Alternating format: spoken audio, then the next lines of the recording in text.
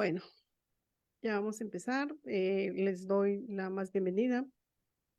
A nombre de la UFIL México, soy la doctora Silvia Salas y les doy, como dije, la bienvenida a la entrevista Horizonte Farmacéutico, que es realizada por la Organización de Farmacéuticos Ibero-Latinoamericanos en México y por la Facultad de Ciencias Químicas e Ingeniería de la Universidad Autónoma de Baja California. El tema de hoy es la farmacovigilancia más allá del reporte. Es un tema que queremos abordar de otra perspectiva, del punto de vista de que no es nada más el reporte y hasta ahí queda. Y para ello me complace en presentarle a tres colegas, amigos, a la doctora Mirna, ya la vamos a hacer nuestra camarada acá también, porque no teníamos el gusto de conocerla, aunque sea en pantalla, pero sí conocemos su trayectoria. Entonces le doy la bienvenida a nuestros tres panelistas y me voy a permitir presentarlos. Hoy nos acompaña la química farmacéutica Patricia Zuluaga Arias. Ella es química farmacéutica y tiene una maestría en ciencias de farmacología de la Universidad Nacional de Colombia. Es miembro del Comité de Ética de Investigación. Es presidenta de la Asociación Colombiana de Farmacovigilancia y coordinadora del comité académico. Es presidenta del capítulo latinoamericano de la International Society de Farmacovigilancia, miembro de los grupos de interés especial en errores de medicación y farmacogenómica. También es miembro fundador de la Red Latinoamericana de Ergonomía y Factores Humanos en Sistemas de Salud. Pati, gracias por acompañarnos. Bienvenida. Muchas gracias por la invitación. Un abrazo gigante, Silvia, y un saludo a todos. A continuación, me permitiría presentar a la maestra Mirna del Rosario UC Encalada. Ella tiene una licenciatura de químico farmacobiólogo de la UNAM por la FES Zaragoza. Tiene una maestría en farmacia clínica y hospitalaria hecha en la Universidad de Campeche en colaboración con la Universidad de La Habana. Ha laborado como responsable del Centro de Información de Medicamentos de la Universidad Autónoma de Campeche. He estado como jefa del Central de Mezclas y Servicios Farmacéuticos del Hospital General de Especialidades Javier Buenfil Osorio, así como secretario técnico de COFAT y Farmacovigilancia del mismo hospital. Responsable de Centro Institucional de Farmacovigilancia. Es coautora de varios libros, entre ellos el libro Estrategia de Enseñanza para el Desarrollo de Competencias en el aula del capítulo 4, desarrollo de estrategias por parte de la Universidad Autónoma de Campeche. El otro libro es Ejercicios Prácticos de Farmacia Clínica, guía terapéutica, editado por la Sociedad Española de Farmacoterapia y Atención Farmacéutica en colaboración con la Ibero-Latin American Journal of Health System de Farmacia. Tiene más de 30 años como docente en diversas universidades, como es la Autónoma de México, la Universidad de Juárez, Autónoma también de Juárez de Tabasco, disculpa, y la Universidad Autónoma de Campeche. Es miembro del Comité de Peritos del Colegio Nacional de Químicos Farmacobiólogos como especialista en farmacia hospitalaria. Tiene el reconocimiento de la excelencia farmacéutica en el 2020 por parte del colegio y acaba recientemente de recibir, la tenemos aquí fresquecita, su premio Jaime Kaczowiak en la categoría profesional, como profesional más destacado ahora en el 2023 por la Fundación de Educación de la Farmacéutica en México. Maestra, bienvenida también y gracias por aceptar nuestra invitación. Muchísimas gracias. Gracias por la invitación de ustedes.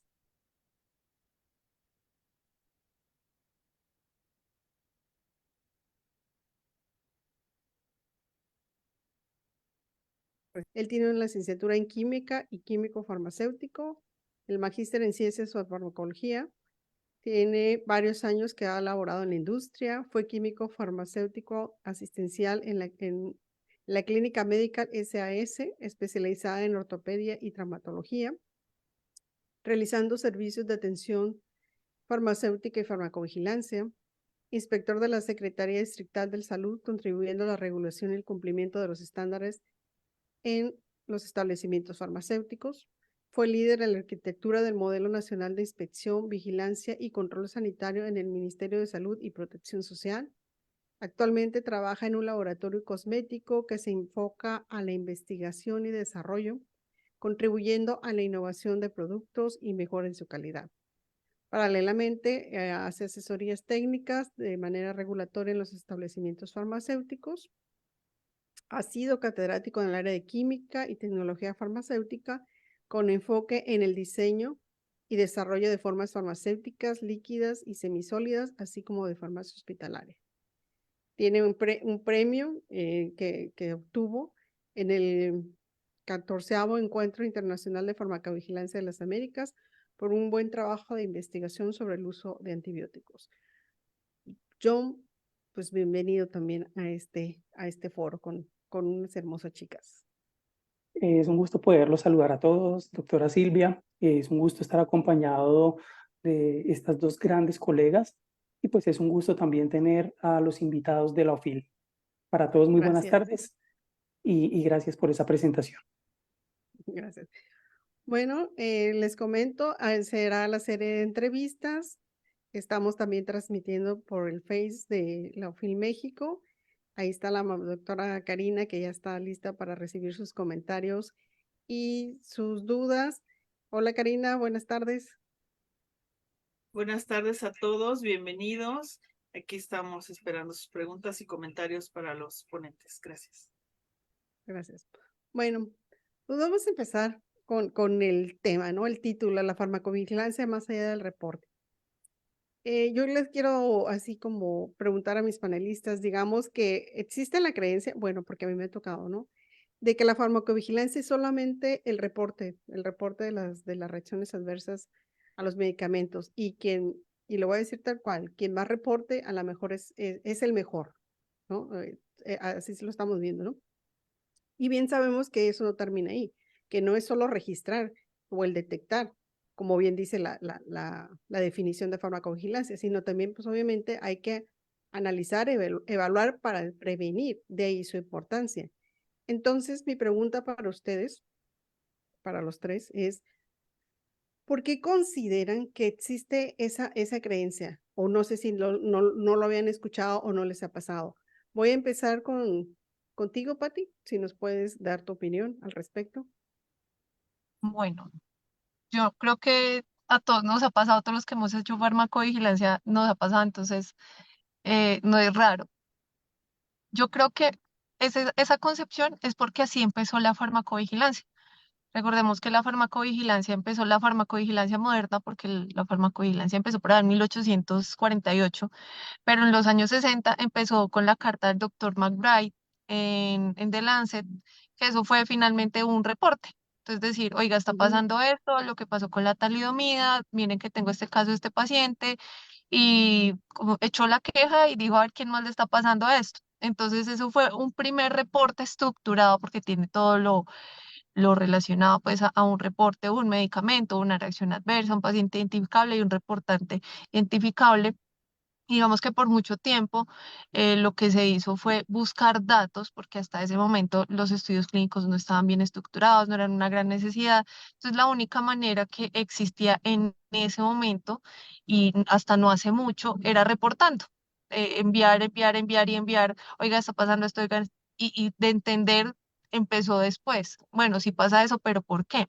Entonces, la misma evolución de la farmacovigilancia nos ha llevado a que empezó el reporte, pero bendito Dios, digo yo, cuando se unió la farmacovigilancia, sobre todo en clínicas y hospitales, a la seguridad del paciente y empezaron a trabajar de la mano, porque ahí ya empezó a verse una farmacovigilancia distinta. Yo creo que todavía se ve mucho así en la industria, porque en la industria, claro, no tiene uno el paciente directamente en la cama y en el hospital, y sí se presta mucho para hacer la recepción y el procesamiento de casos y los reportes, pues es como el día. Y bueno, hay otras actividades de minimización de riesgos que son muy recientes desde que hablamos de plan de gestión de riesgos, pero en el hospital ya se empieza a ver un poquito más. Lo que pasa es que cuando apenas se está implementando un sistema de farmacovigilancia, pues a veces cometemos errores y no ir afinando la cultura de la seguridad del paciente, sino sencillamente decir, oigan, hay que cumplir unos indicadores de farmacovigilancia y eso es que se reporte.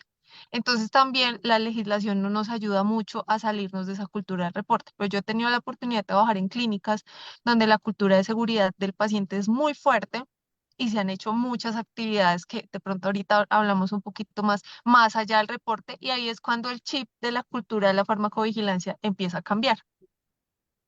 Muy bien, gracias, Pati. Les cedo la palabra a la maestra Mirna. Sí, buenas tardes. Saludo a todos los que nos están escuchando. Muy interesante esto. Concuerdo con lo que dice la maestra Patti. La farmacovigilancia nace con el reporte de la dichosa tarjeta de los años 60 para acá, con la tarjeta amarilla. El llenar, los médicos llenaban, reportaban y se iba. Y nunca había una retroalimentación. Entonces se ve una cultura de solamente reportar. En México, cuando llega la farmacovigilancia, ya con la inclusión de México dentro del programa internacional, por ahí del finales de los 90, 98, 99, ¿sí? Pues no sabíamos ni lo que era la farmacovigilancia en México. Se tuvieron que dar muchos cursos, incluso la Secretaría de Salud, primero a través de regulación sanitaria, es donde se instala, les dan a ellos la estafeta de llevar la farmacovigilancia en México y obviamente eran médicos y nadie sabía. Luego se crea la COFEPRIS y entonces la OMS les dice a México, bueno, es que tú me tienes que traer un mínimo número de reportes, no puedes todavía estar enseñando, ya llega el año 2000, me tienes que llenar los reportes y entonces la COFEPRIS empieza a exigir a todos los estados un mínimo de reacciones adversas. Y entonces ahí es donde empieza, bueno, vamos a crear las unidades de farmacovigilancia, vamos a ver y vamos a reportar porque la COFEPRIS nos exige, que creo que son 100 reacciones adversas por cada 1.000.000 de habitantes. Entonces nunca se liga la farmacovigilancia hacia la seguridad del paciente. ¿Qué es lo que está sucediendo? Entonces, ni siquiera se da una retroalimentación dentro del propio hospital para el que está reportando. Entonces, a los médicos no les interesaba reportar, ¿no? Y nosotros, y COFEPRIS seguía exigiendo. Creo que de ahí es donde vemos que se empieza a convertir la farmacovigilancia en un mero reporte. Y hasta ahí queda. Siempre nos hemos preguntado, bueno, ¿y de qué sirve? ¿Cuál es el beneficio? Por ejemplo, en el área médica me decían química, ¿cuál es el beneficio que a mí me da reportar? ¿Sí? Entonces fue cuando nos empezamos a poner un poquito más las pilas. Claro, llega un momento en que se empieza a hablar mucho sobre la seguridad del paciente, ¿sí? Y es ahí donde empezamos a ver que la farmacovigilancia juega un papel más allá del reporte. Sí, y creo que todavía en México la COFEPRIS no les ha caído el 20 de que tiene que ligar estos dos, ¿sí? La farmacovigilancia con la seguridad del paciente, porque todavía estamos en que tenemos que cumplir con el mínimo que nos pide la OMS. Muy cierto, y yo creo que nos ha pasado. Bueno, John, ¿cuál es tu comentario al respecto? Bueno, pues esa pregunta es clásica. Yo creo que lo que han dicho las colegas está muy aterrizado a lo que es la realidad y yo comparto pues esas apreciaciones. Tenemos un gran inconveniente y tiene que ver pues con las limitaciones propias de la legislación. ¿Por qué estamos haciendo únicamente un reporte espontáneo de casos de reacciones adversas y otros problemas relacionados con medicamentos, cierto? Eso yo considero que hay una explicación que nos puede dar esa respuesta y tiene que ver pues precisamente con una cultura del reporte, que como bien ya lo dijeron, nació en el año 61, esa es considerada una primera generación. Lo que surgió antes, como tengo yo, digamos, estructurado en mi cabeza, fue un reporte, pero no la farmacovigilancia. Lo que empezó a ocurrir antes fue la cultura del reporte, que fue en 1848, cuando sucedió el tema de las muertes con cloroformo, y a partir de allí nace el reporte. ¿Cuándo se consolida el reporte? Efectivamente con el caso de la talidomida. Y a partir de allí es el modelo que estamos implementando aún después de 60 años. Es un modelo bastante antiguo ya, han pasado 60 años y no hemos evolucionado. Sin embargo, algunos autores han venido trayendo unas muy buenas experiencias y son otras generaciones de farmacovigilancia.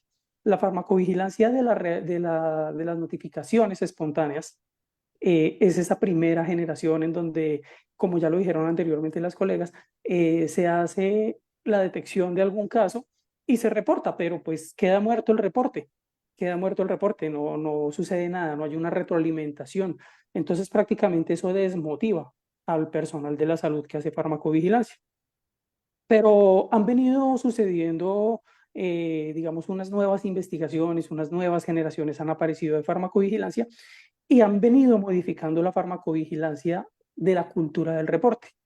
Entonces ahora ya en hospitales, sobre todo, en casos clínicos, se habla mucho de la farmacovigilancia activa, que es, digamos, un nombre que se le ha venido dando que no se ajusta realmente a lo que es la farmacovigilancia activa, sino que es más una farmacovigilancia interactiva y supremamente llamativa, porque esta farmacovigilancia ya no espera que aparezca el reporte, sino que lo que hace es buscar los casos de problemas relacionados con medicamentos. Y allí es clave una sincronía con el programa de seguridad del paciente. Las experiencias propias de trabajo han permitido evidenciar que cuando los reportes son sólidos, de muy buena calidad además, estos reportes tienen que ver con un muy buen equipo articulado entre el programa de seguridad del paciente y el programa de farmacovigilancia. En contraste, cuando el programa de seguridad del paciente está desarticulado o no tiene ningún tipo de vínculo con el programa de farmacovigilancia, ¿verdad? Entonces, miren que ha venido evolucionando. En Colombia, algunas instituciones robustas que tienen un buen andamiaje en cuanto a la estructura hospitalaria, obviamente, hacen una farmacovigilancia dinámica, esta que les comento. Acá le llamamos farmacovigilancia activa, pero eso realmente se llama farmacovigilancia intensiva, como lo habla el Manual de Buenas Prácticas de Manufactura de Farmacovigilancia para las Américas. Esta farmacovigilancia intensiva ha permitido ir cambiando el paradigma del reporte.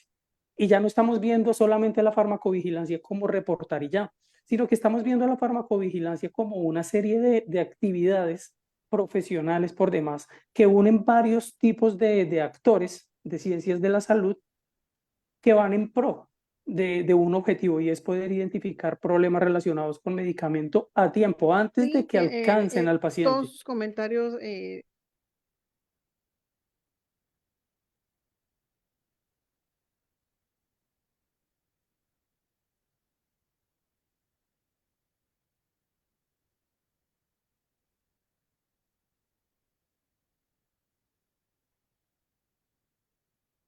Quiero saber si me pueden escuchar. ese análisis ay, Ok, te quedaste, Sí, te sí. quedaste, yo que creo, fue la perdón. señal de Silvia, Me pero fui yo. Silvia, sí, sí, sí. Disculpa. Terminaste, John, discúlpame. No. Entonces yo Sí, me sí, quedé señora. trabada. Eh, hubo ahí como un pequeño lag y Ok. pues se me fue la idea de la que estaba, pero prácticamente estaba finalizando con lo que se le podía atribuir a esa asociación del programa de farmacovigilancia con el programa de seguridad del paciente, que cuando hay una muy buena articulación, los reportes son de muy buena calidad y que acá en Colombia, pues hay unas instituciones que han venido haciendo esta farmacovigilancia distinta a la del reporte espontáneo, que es buscar los problemas relacionados con medicamentos antes de que alcancen al paciente. Eso fue lo último que dije. Muy bien. Gracias. Y una disculpa, como les mencionaba aquí, nuestros ponentes hemos tenido aquí unos vientos y que hemos tenido problemas con internet y la luz. Pero bueno, eso no nos quita el ánimo y vamos a continuar. Maestra Mirna, ok, ya tenemos todos los reportes. ¿Cómo se hace ese análisis de reacciones adversas? Y la importancia que tienes de hacer el análisis, porque pues obviamente lo podemos hacer y volvemos a lo mismo y algo que ustedes hicieron mucho énfasis. Ahí queda. Y si no lo damos a entender, y más cuando estás en el hospital, si no lo conoces, si no se da esa retro de lo que se está haciendo, vuelve a ser lo mismo o como que es un trabajo extra. ¿Me Sí. puede hacer algún comentario? Ujú. Claro, esto es muy importante, sumamente importante. Yo estaba escuchando al doctor John hablar de la farmacovigilancia activa. Es bien importante, mira, cuando uno solamente reporta, pues uno llena un formato y ya, Ujú. ¿sí? Y ahí quedó. Muchas veces no tienen los datos completos del paciente. Entonces no sabe ni la edad o no sabe ni el peso, no sabe, yo decía, es que es importante el peso, por supuesto, porque tienes que ver la dosis. Entonces, Ujú. cuando reportas nada más por reportar, pues no tiene ningún valor y sobre todo si ese reporte está flaco, pues mucho menos, ¿no? ¿Cuál es la farmacovigilancia que realmente va más allá? Cuando tú vas y investigas, vas al pie del paciente, investigas al paciente, lees la historia clínica del Ujú. paciente. Yo siempre le he dicho a mis alumnos que llegan o a los pasantes, antes de hacer farmacovigilancia y de que empieces a conocer, ve y lee un expediente, porque te tienes que familiarizar con el argot médico del hospital. Ujú. Tienes que conocer Exacto. todo eso. Entonces, hay que familiarizarse. Y entonces uno hace, cuando uno empieza a hacer todo eso ahí de activo, la farmacovigilancia activa que le llaman, yo tengo que hacer una bitácora. Y tengo que llenar una bitácora y tengo que hacer un expediente farmacéutico, un expediente clínico farmacéutico para conocer todo esto. Afortunadamente en México sale una ley, bueno, no una ley, sino que sale una norma en Sí, donde normal.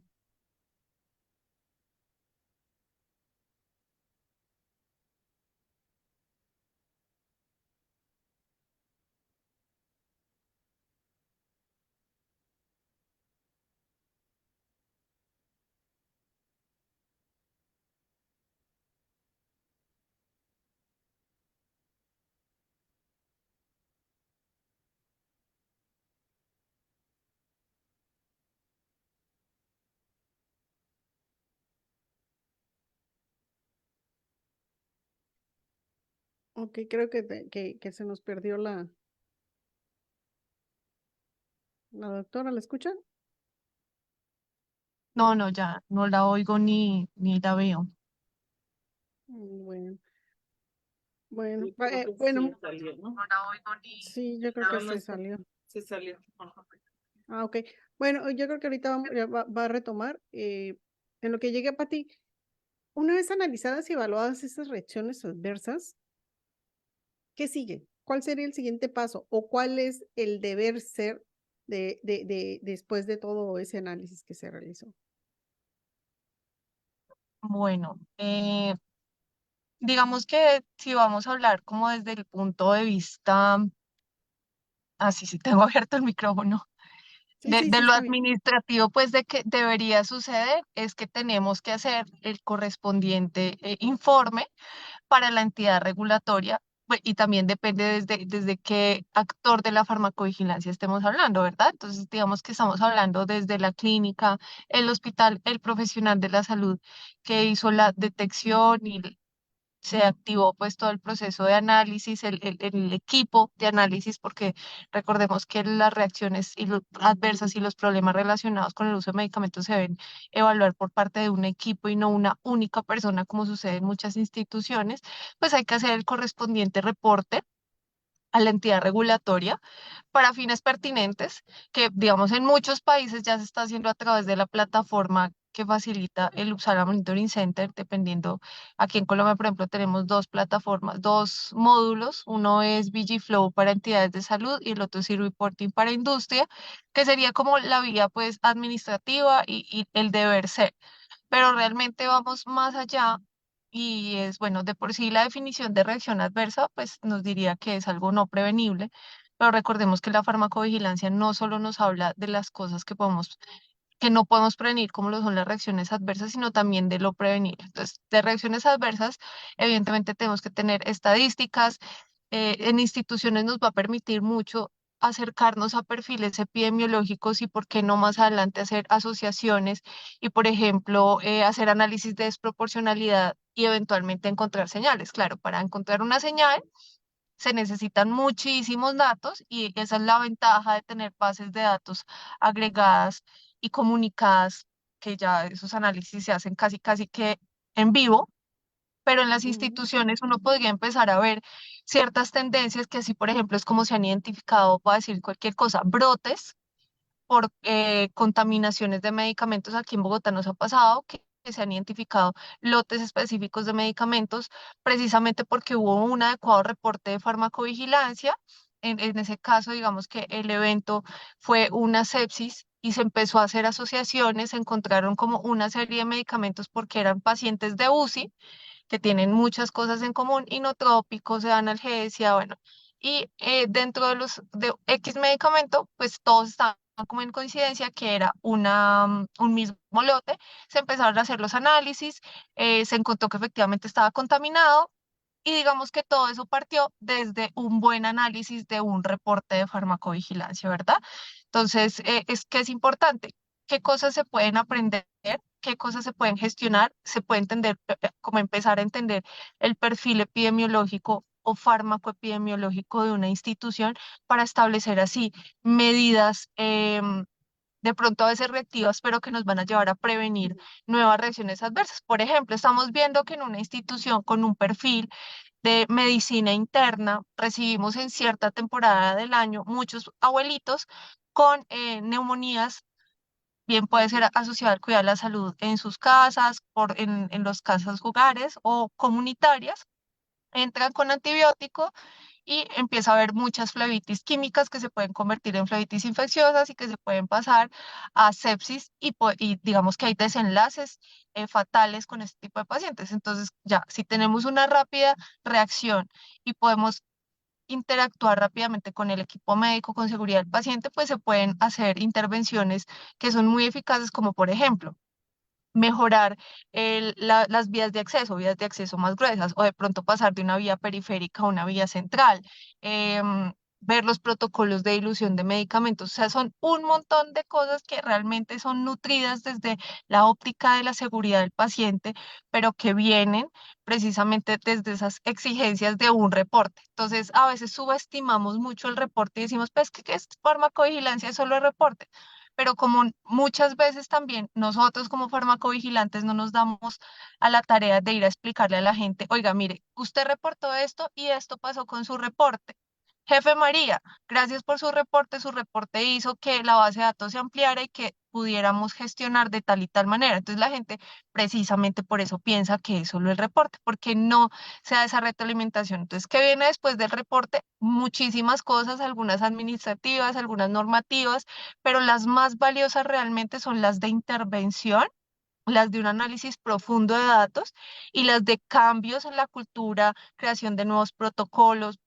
Podría aquí hablar una hora completa de solo qué actividades se pueden hacer producto de ese reporte. Entonces, lo que les decía, la motivación, pues debe ser eso, lo que pasa después y no quedarnos en el simplismo de el reporte es una hoja de papel, sino todo lo que viene después. Y claro, nuestro papel como farmacovigilante, valga la redundancia, es retroalimentar al profesional de salud para que no piense que su esfuerzo fue en vano. Muy bien, gracias. Ya regresamos con la maestra Mirna. Ya, acuérdense que estamos en vivo y todo puede suceder. Maestra, nos platicaba cómo se hace ese análisis. Una vez que ya tengo todos mis reportes, ¿cómo voy a hacer ese análisis? Sí, mira, yo lo comentaba, una disculpa, me quedé sin internet, nunca me había pasado en la vida. Una vez que uno tiene esos reportes ya bien estructurados, se puede analizar. Y dentro del hospital está el comité de farmacovigilancia. Y entonces se somete, el comité de farmacovigilancia generalmente está formado por los médicos, farmacéuticos, o sea, todo lo que es el cuerpo de gobierno del hospital. Y se puede poner, se puede sacar cuando hay un caso grave, un caso moderado, o ya ha habido muchos reportes sobre un medicamento, no tenemos que esperar que COFEPRIS nos dé la alerta o nos diga. Inmediatamente nosotros tenemos que tomar acción. Hemos hecho en el comité retiro de medicamentos, ¿sí? Hemos hecho, ¿cómo se llama? Cambios en la posología, hemos hecho advertencias de una vez en la junta de gobierno donde están todos los jefes del área, ¿sí? Y una vez que esto se aprueba, inmediatamente nos pasó, voy a hacer muy rápido, un caso con carbetocina, un medicamento que se usa para revertir el sangrado después del parto, y se compra una marca, porque nosotros no compramos, ¿verdad? Compra atención médica, compra el medicamento y nos trae uno que es más barato. Y resulta que los médicos se empiezan a quejar, con una sola dosis de carbetocina se puede revertir el sangrado. Sin embargo, había que darle 2 dosis de carbetocina y ni así paraba el sangrado. Empezamos a hacer ese reporte, hicimos el análisis, vimos que el laboratorio que lo estaba produciendo, un laboratorio no teníamos ni idea. Inmediatamente la Junta de Gobierno se juntó, tomó acciones, hizo un oficio, el comité institucional, el comité de farmacovigilancia hospitalario hizo un oficio y lo turnó al comité de farmacia y terapéutica. Y el comité de farmacia y terapéutica toma el caso, analiza todo e inmediatamente cancela que el hospital no vuelva a llegar ese medicamento de carbetocina porque pone en riesgo la vida de una paciente, sobre todo mujeres embarazadas, que en México pues es algo así como Penado. Entonces sí. Entonces inmediatamente se toma el caso del asunto. Ahí ya está, vamos allá, más allá del reporte. ¿Sí? Incluso hubo un caso legal porque el laboratorio dijo que no, bueno, y yo dije, bueno, pues vamos a analizar el caso, ¿no? Y como eso, hemos hecho el retiro como de 4 o 5 medicamentos que han estado por cambian, porque a veces también, como decimos, a veces el médico como que se enamora de una marca comercial y luego quiere que se la sigan comprando cuando hay una opción mucho más barata en el mercado, ¿no? Entonces él empieza a poner con que sí puede ser una reacción adversa.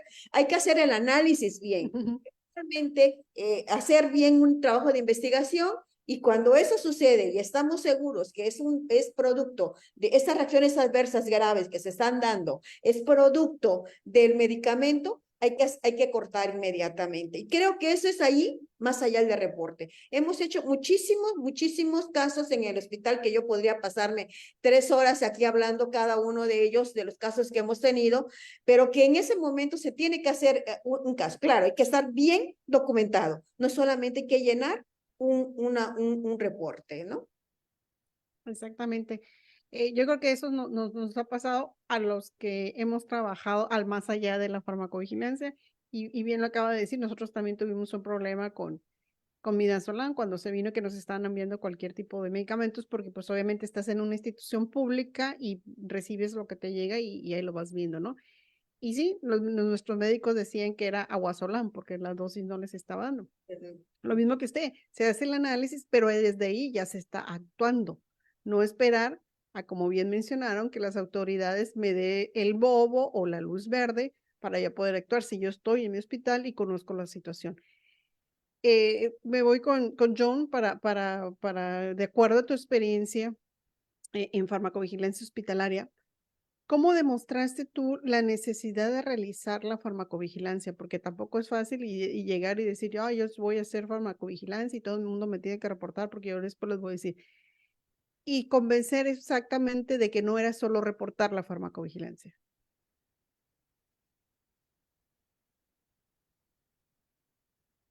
¿Me escuchaste, John? Sí, sí, señora, tenía el micrófono silenciado y Creo te que estaba sí. diciendo John, ¿me que escuchas? sí, escucho fuerte y claro. ¿Ustedes me pueden escuchar? Sí, Perfecto. Gracias, gracias. Silvia, ¿ya me escucha? yo sí te escucho muy bien. Sí se escucha bien. Adelante.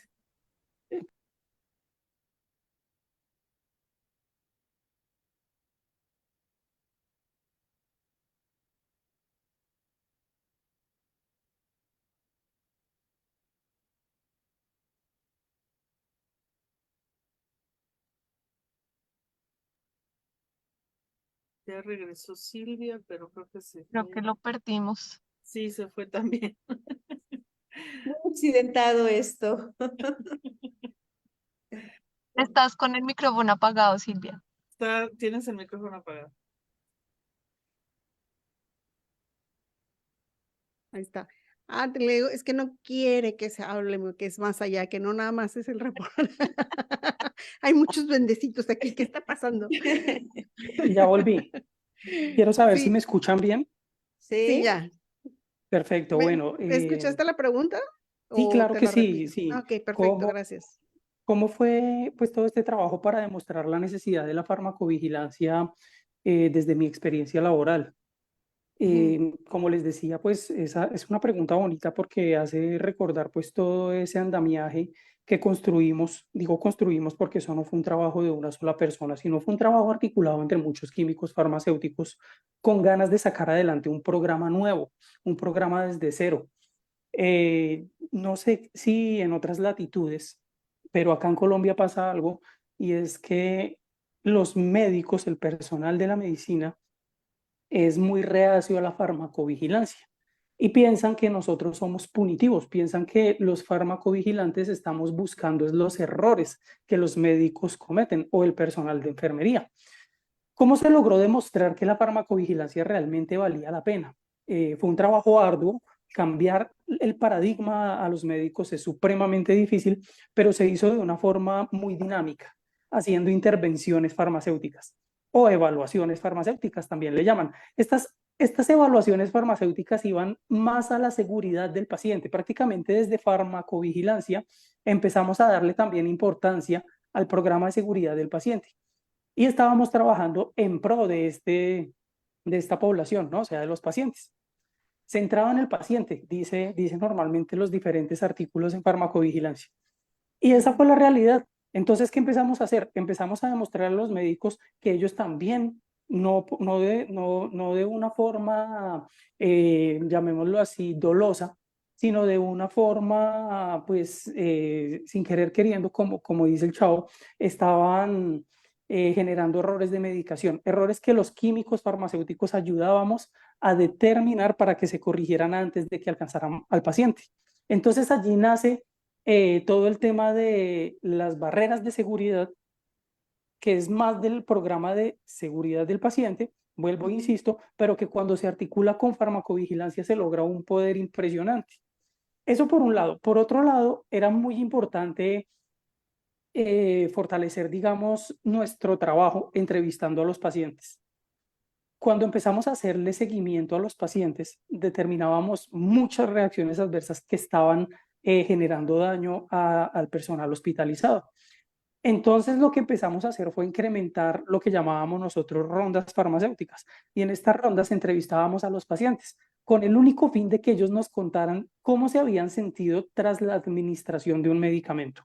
Muchas veces ocurría que a una hora específica les ocurrían ciertas situaciones, se le alteraba algo de su fisiología y ellos nos contaban. Entonces empezábamos a hacer el análisis de qué pudo haber causado esta sabía, o sea, era una sospecha de reacción adversa que a la final pues se determinaba que era una reacción adversa.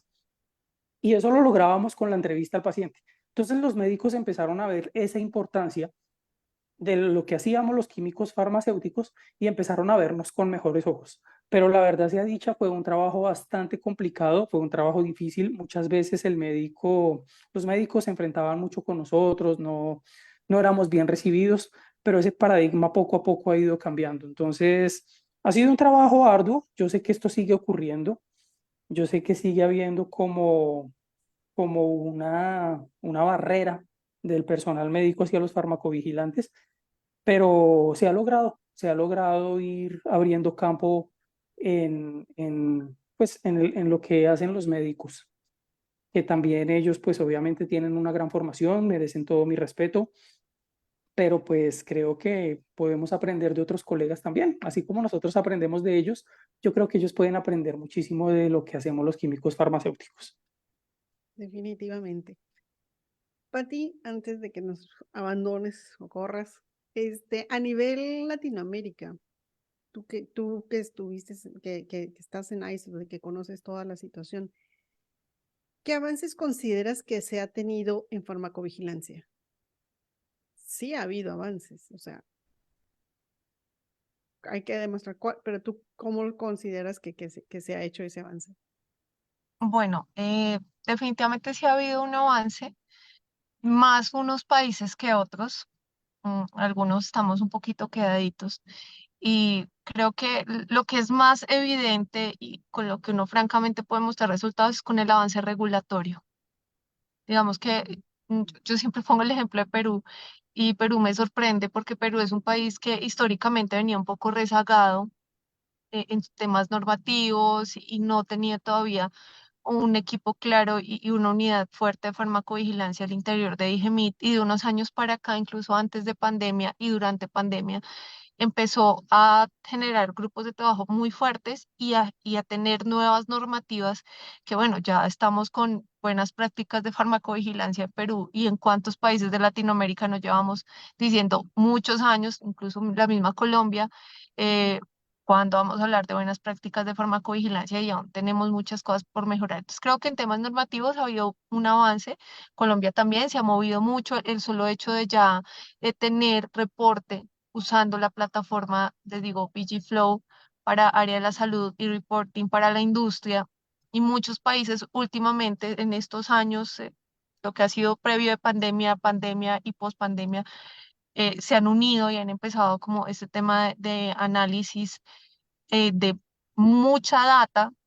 La inteligencia artificial también nos ha ayudado un montón, entonces también ahorita hacer em, machine learning, aprendizaje, big data, bueno, temas que yo no manejo, pero que tengo amigos muy tesos en ese tema, que de verdad yo veo lo que hacen y es impresionante el manejo de datos. Lo que decía, por ejemplo, hacer análisis de desproporcionalidad para señales ahora es muy fácil y antes no.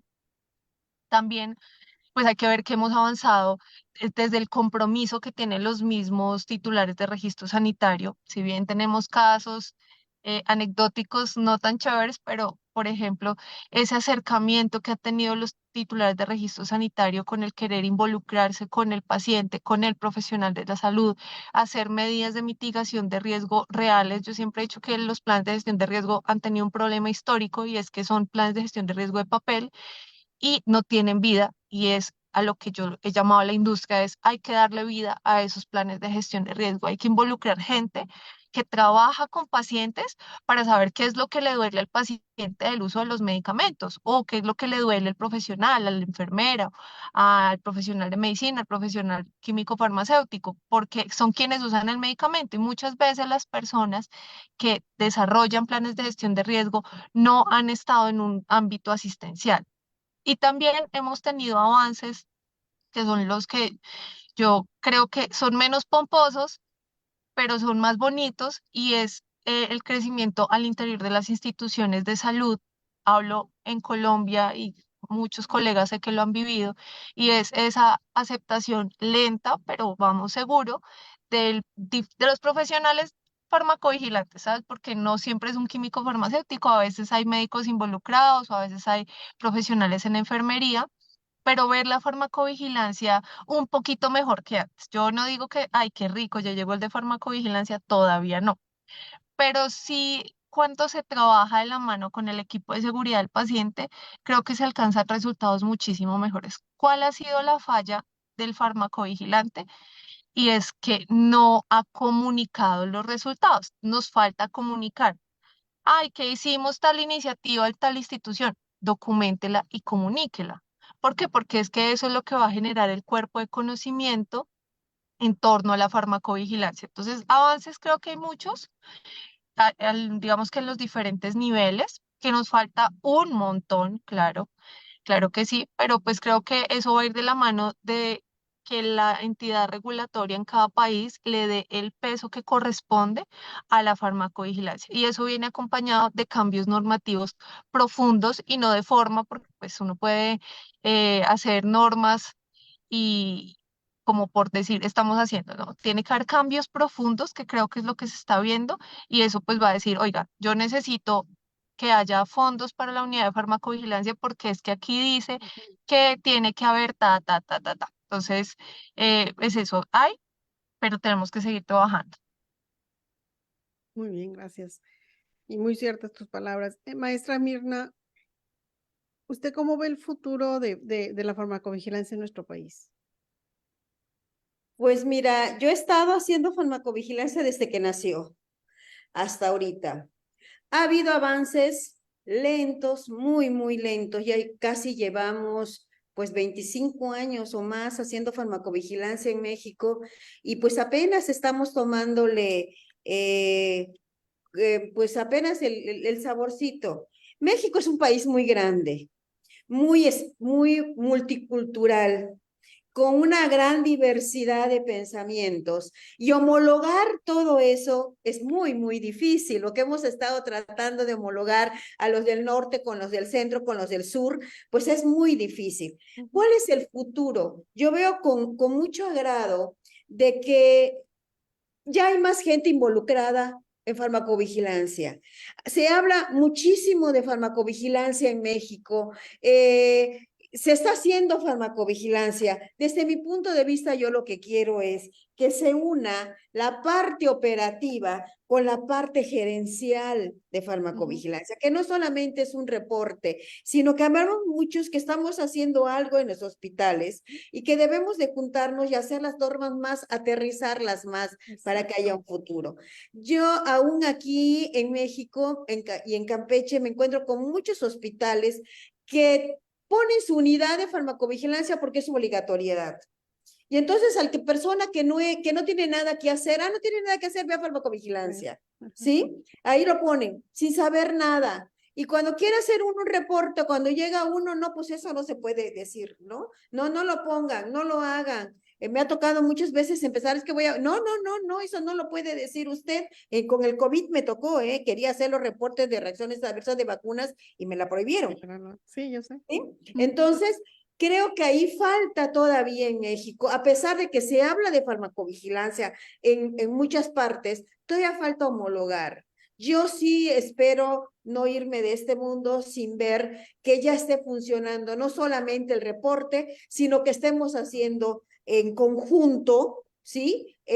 Normas, cambios, porque yo no he visto que la COFEPRIS haya emitido una sola alerta a nivel México. Siempre copiamos donde hay, ¿no? Que ya se ponga eso, porque esa es la parte operativa. Empezar a analizar los datos, no solamente también COFEPRIS enviar a través de Vigiflow a la OMS, sino que también ella se ponga a analizar y empiece a tener ya datos importantes.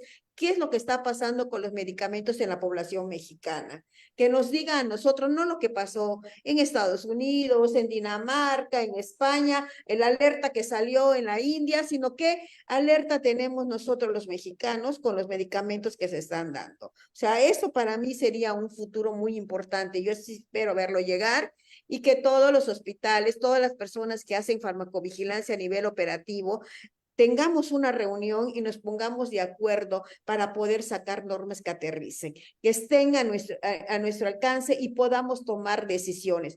Porque a veces, como mencionaba por allá, la parte legal no nos ayuda, ¿sí? A veces no tenemos ni siquiera la parte para sustentar lo que vamos a hacer. ¿Por qué queremos retirar? A ver, ¿quién dice cuál es el motivo para retirar un medicamento del hospital? ¿Dónde lo dice? ¿Sí? ¿Cómo lo dice? Tenemos que hacer ahí, buscar en todos lados, porque no existe una normatividad. Creo que la norma 220 nos debe todavía una buena parte para el futuro de la farmacovigilancia en México. Exactamente, coincido con usted. Yo creo que muchos de los que estamos aquí, ¿no? Los que hemos hecho la farmacovigilancia, a veces la normativa no te va a apoyar para en realidad actuar como debes de ser. Como bien menciona, ¿cuántos medicamentos, yo que estoy en frontera, han salido en Estados Unidos y los tenemos aquí? Y luego preguntas a los doctores, bueno, ¿por qué no lo has sacado? Porque nosotros tenemos el flujo de la gente que viene y lo compra acá, ¿no?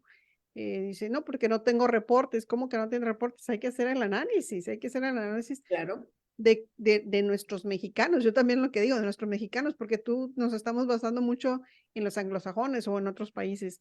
Entonces, sí, es muy importante y coincido 100% con usted.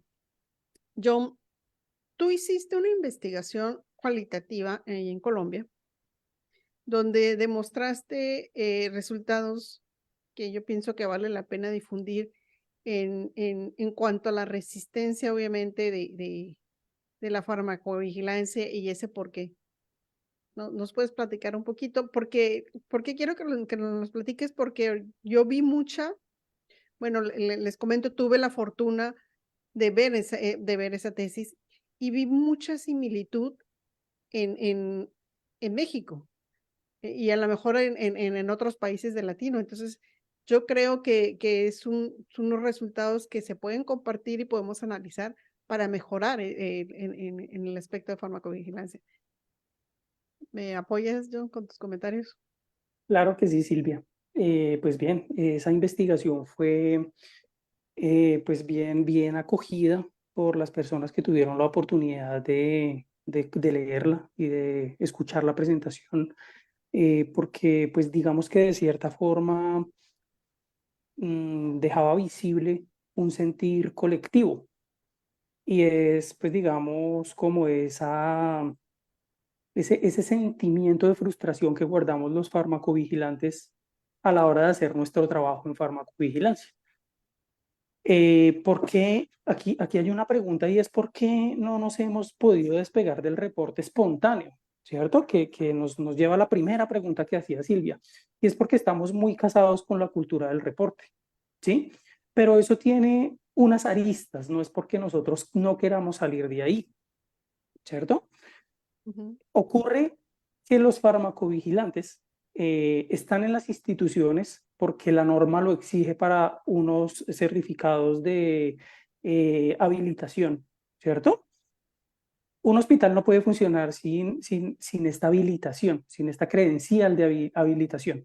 Y hay otros aspectos como la acreditación y la certificación que van por otro lado, pero el químico farmacéutico o el equipo de químicos farmacéuticos que haga farmacovigilancia es obligatorio, pero prácticamente el químico farmacéutico está simplemente escrito en un papel, en un procedimiento de farmacovigilancia en donde hay unas actividades, pero que dichas actividades no se pueden hacer porque no hay tiempo. Entonces hay unas limitaciones. Primero, las limitaciones en cuanto a lo que es la infraestructura, de todo lo que tiene que ver con lo que necesitamos para llevar a cabo nuestras tareas de farmacovigilancia. Y es que, por ejemplo, en las instituciones de salud pública no hay ni siquiera un computador para poder hacer los análisis. Entonces allí hay una de las grandes dificultades. Otra gran dificultad tiene que ver con la cantidad del personal dedicada a hacer farmacovigilancia. Es mínima. No hay personal que nos permita, digamos, tener un respiro y sacar las metas mensuales, porque aquí en Colombia hay que reportar de forma mensual. O bueno, hasta cuando yo trabajaba en hospital era de forma mensual, creo que se sigue haciendo de forma mensual. Eso depende mucho pues de la institución, según sus procedimientos, pero hay que hacer el reporte. Y no hay personal que permita hacer esos reportes. Entonces hay una sola persona para todo un hospital que tiene 5 plantas, acá en Colombia le decimos 5 pisos, 5 niveles, y cada nivel tiene 50 camas, 50 habitaciones. Entonces, cuando un único químico farmacéutico va a lograr hacer todo lo que tiene el trabajo en sí de la farmacovigilancia con 250 pacientes o más, eso es imposible, ¿cierto? Hay otra gran dificultad que tiene que ver con, como lo nombraban anteriormente, la parte legal. Resulta que en Colombia hay una dificultad supremamente grande que tiene que ver con el uso de la terminología. Y eso hace que los reportes, digamos que las personas le cojan pereza hacer el reporte, porque confunden los términos, confunden los significados de lo que tienen que usar a la hora de hacer el reporte.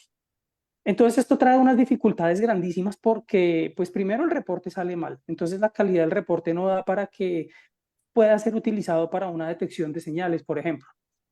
Pero eso tampoco es culpa del químico farmacéutico, tampoco es culpa del funcionario que llega a una entidad pública a hacer farmacovigilancia. Eso tiene una raíz y esa raíz tiene que ver con la formación académica. En Colombia solamente tenemos una carrera que nos permite hablar de farmacovigilancia y esa es la química farmacéutica. Los programas de medicina tocarán eso por encima, al igual que los programas de enfermería, que son los perfiles profesionales que hacen farmacovigilancia. Digamos que la profesión que más profundidad tiene en el tema a nivel académico es la química farmacéutica, pero aún así estamos muy colgados en cuanto al conocimiento de esta ciencia. Es muy nueva por demás tiene que ofrecernos.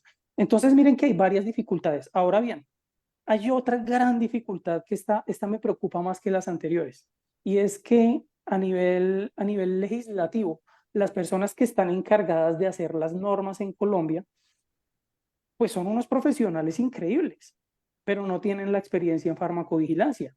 Entonces, redactan las normas, ponen, por ejemplo, en las definiciones farmacovigilancia. Es la ciencia de actividades relacionadas con la evaluación, detección, prevención y comprensión de los eventos adversos. Cuando en Colombia, pues sabemos, según la OMS, no son los eventos adversos, son los efectos adversos que tienen que ver con las reacciones adversas. Entonces hay una confusión de términos increíbles. Confunden todo el tiempo confunden todo el tiempo error de medicación con PRM, y todavía no hay una armonización interna. No hay una armonización que nos permita ir en un mismo norte, en un mismo sentido, y poder mejorar la farmacovigilancia. Entonces yo creo que estas dificultades en este estudio se vieron reflejadas de una forma, digamos, muy específica, que permitió a las personas estar de acuerdo con un sentir colectivo. Y es que, miércoles, o sea, no solamente pasa en Colombia, a nivel Latinoamérica está sucediendo también algo parecido, y es que hay dificultades tanto en lo conceptual como en lo práctico. Y es que los químicos farmacéuticos tenemos gran cantidad de trabajo, porque no solamente hacemos farmacovigilancia. El químico farmacéutico hospitalario que tiene a cargo su programa de farmacovigilancia tiene que entrenar otros profesionales en farmacovigilancia y otros aspectos del servicio farmacéutico, tiene que administrar la farmacia, tiene que hacer capacitaciones, tiene que hacer sistema de distribución de dosis unitaria, que tiene que hacer revisiones de calidad. Por otro lado, tiene que, bueno, en fin, una multitarea increíble. Y entonces, pues el químico farmacéutico prácticamente es el de todero en un hospital. Entonces, estas son unas dificultades que pues se pudieron compartir en esta investigación, y fueron muy interesantes. Gracias, John. Vamos a pasar porque se nos está yendo el tiempo rápido, súper interesante todas sus opiniones. Karina, ¿tienes algunas preguntas o comentarios de nuestros participantes? Sí, sí, creo que el tema pues es bastante interesante. Ha generado bastante polémica y sí tenemos varias preguntas y varios comentarios, pero no sé si quieras que las haga o proponemos a los ponentes una segunda parte y ahí que los contesten. No sé cómo veas por el tiempo. Tú dime. Pues a mí se me haría interesante una segunda parte, Sí. tenerlos, sí, porque sí, yo sabía, yo sabía que esto iba a hacer controversia. Entonces sí, yo creo que sí, si ellos están de acuerdo, nos pondríamos en una fecha en que se pueda. Y porque sí, yo creo que nos daríamos como bien dijeron, ¿no? Si el tema en sí da para horas y horas, ahora me imagino que con los comentarios, pues se va a dar para más. Y ya aquí estoy viendo que la mayoría sí está diciendo que una segunda parte. Entonces, a ver, como dicen por ahí lo que dice el público. Entonces los voy a comprometer, maestra Mirna, Patty y John, Claro, a sí. una segunda parte. Entonces, ahorita sí me gustaría cerrar esta sesión con el gusto que tengo de tenerlos, con una pregunta general para los tres. ¿Qué nos falta, que ya más o menos, que ya lo dijeron, pero para que este proceso ya sea un sistema? Más o menos los he hablado, pero ¿cuál sería, con unas pocas palabras, decir, para que farmacovigilancia ya sea un sistema, ya esté sistematizado, ya lo tengamos en el chip, como ya unado como la seguridad, que la cultura, etcétera? ¿Qué nos faltaría? Me voy con Patti. Uy, Dios mío, varias cosas, pero me quedo con una. Hay Ajá, que exacto. dejar de demonizar las relaciones entre los diferentes actores de la farmacovigilancia. Tan importante es la entidad regulatoria, que es como nuestro ente rector, pero también no podemos hacer a un lado. Queremos que el titular del registro sanitario haga todo, pero no le damos acceso a la información, evidentemente, pues conservando todo en términos de privacidad y mantener segura el paciente, pero pues no podemos pretender que el titular haga intervenciones que sean valiosas y coherentes si no las instituciones de salud no se integran con ellos. Yo creo que debe haber una integración de todos los actores a todo nivel, que ahí pienso yo que las asociaciones de farmacovigilancia tenemos un papel importante de pronto con ayudar a esa articulación. No seremos nosotros quienes hagamos el trabajo, porque no, pero sí apoyar a que nos podamos escuchar entre todos, porque no puede ser que yo le exijo a la industria, pero no lo dejo acercarse, o no puede ser que yo le exija a la entidad regulatoria, pero no le estoy dando con qué, no le estoy dando reportes, o no puede ser que le exijan todo al profesional de salud o a la clínica si no le estoy dando los elementos regulatorios para obtener recursos. Entonces creo que es esa integración para cerrar el ciclo. Muy bien, Pati, gracias, muy amable.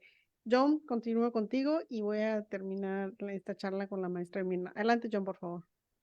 Claro que sí, pues para mejorar esta farmacovigilancia yo creo que es muy importante tres aspectos. El primero, la educación del personal sanitario. Eso es supremamente fundamental. Pero esa educación tiene que ir de la mano con el segundo aspecto y es el fortalecimiento de la norma. Si la norma no está fortalecida, no definimos bien todos los criterios propios de la farmacovigilancia y cómo se va a llevar a cabo en los diferentes escenarios, llámese hospitalario o industrial, o para pequeños farmacéuticos, pues creo que no vamos a alcanzar los objetivos, ¿cierto? Y el tercer parámetro tiene que ver con un trabajo articulado entre todos los actores, como lo dijeron anteriormente. Hay tres actores muy fundamentales. La academia es uno de ellos, por supuesto, los que hacen las normas y el personal sanitario. Creo que esos tres actores son supremamente fundamentales para que podamos fortalecer los programas de farmacovigilancia. Muy bien, gracias. Maestra Mirna, finalizo con usted. Sí, bueno, habrá muchas, pero yo me quedé con una sola. Educación. Educar. Hay que educar desde la parte regulatoria, ¿sí? Como decíamos, muchas veces la parte regulatoria anda perdida en el espacio, nos manda cada norma que las definiciones mal. Si ustedes vieron la norma 220, que es para la implementación de la farmacovigilancia, la primera vez que salió era pura definición, y ahorita la última, pues todavía nos debe mucho. Entonces tenemos que educar a la parte regulatoria, a toda la parte de comités hospitalarios, al área hospitalaria, estoy hablando, y una parte muy importante que ya se habló, pero que yo vuelvo a retomar, es la parte educativa. ¿Sí? Los médicos no tienen ni la menor idea de lo que es farmacovigilancia, ni para qué sirve, nunca se las enseñaron, no saben. Y entonces nosotros nos toca dentro del hospital educarnos y saber de qué se trata, cuál es el beneficio, etcétera. Y también educar al paciente, porque el paciente muchas veces no dice, el paciente sabe lo que le está haciendo mal, exactamente sabe qué medicamento es el que le está haciendo mal y no lo dice. No lo dice por miedo y prefiere mejor dejar de tomarlo. Entonces, también tenemos que ver que mucha de la falta de adherencia a los medicamentos es por culpa de las reacciones adversas. Entonces, yo me quedo que para esto es educación en todos los ámbitos, ¿sí? Y creo que esa es una chamba muy difícil, pero que tenemos que retomar. Yo siempre he dicho, para eso están los colegios, para eso están las asociaciones, para eso están todas esas reuniones en las cuales ellos sí tienen voz y voto a nivel nacional. Entonces, hagamos programas de educación desde arriba hasta el paciente. Muy bien, maestra. Les agradezco a mis amigos aquí, panelistas que estuvieron. Como bien dicen, esto ya dio para una segunda charla, en la cual les comprometo y nos ponemos de acuerdo en la fecha. Agradezco sus comentarios, la verdad son muy aterrizados a una realidad que tenemos, por eso es la dualidad de ver lo que está pasando en diferentes países, pero vimos también que hay cosas muy homologadas. ¿Algo que quieras comentar ya para finalizar, Karina, antes de hacer el cierre? Sí, nada más agradecer a los conversadores, a todas las personas que nos estuvieron siguiendo en las redes sociales y en Facebook, que estén al pendiente para la próxima Está la liga ahorita de registro para pues quieren obtener su constancia de asistencia y que estén al pendiente para la próxima y la segunda parte de esta que va a estar muy buena también. Gracias. No se lo pierdan, ¿no? Ahora sí podemos decir que va la segunda, ¿no? Sí. Bueno, igual vuelvo a despedir a nuestros panelistas, a los que están participando tanto aquí en Zoom como en Face. A nombre de OFIL México, les agradezco su atención. Los invitamos a que nos sigan acompañando en la entrevista de Horizonte Farmacéutico y nos vemos hasta pronto. Y como siempre digo, farmacéutico de forever y de corazón. Nos vemos y hasta la siguiente. Nos vemos. Buenas tardes. Gracias. Hasta luego, muchísimas Besos, gracias. chao. Cuídense.